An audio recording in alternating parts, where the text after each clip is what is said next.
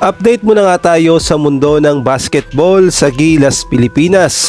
Si Coach L.A. Tenorio gustong kunin sa Batang Gilas Under 18 ang nagtrending na batang dunker. Samantalang may problema na naman ang Gilas Pilipinas sa hinaharap dahil ang Australia may pambatong 7'5" mas malaki pa kay Kai Sotto.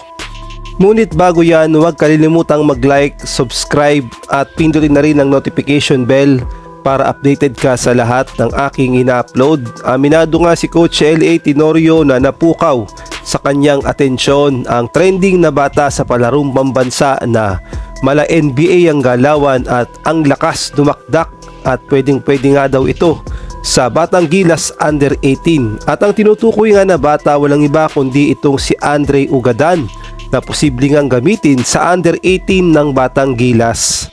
Ang sabi nga ni Coach L.A., honestly, he's very athletic pero kailangan nating makita yung in-game, but he's very much welcome.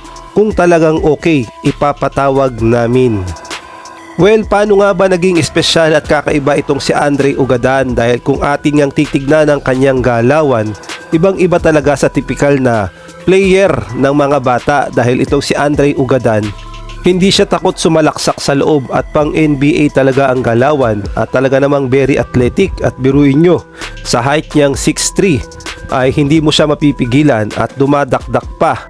Kaya naman siya talaga ang kailangan ni Coach L.A. Tenorio sa Batang Gilas Under 18 dahil mabibigat na nga ang makakalaban doon ng Gilas Pilipinas dahil makakaharap nga ang Japan, China, Australia at New Zealand. Kaya naman kailangan natin ng mga hustle, athletic at hindi takot pumasok sa loob na kagaya na lamang ni Andre Ugadan.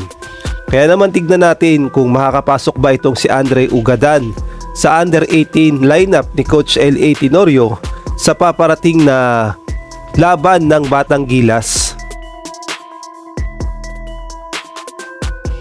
Sa ibang balita naman, ang Australia ay mayroong halimaw na sentro at future star player ng kanilang liga at pwedeng maglaro sa kanilang national team na Australian Boomers.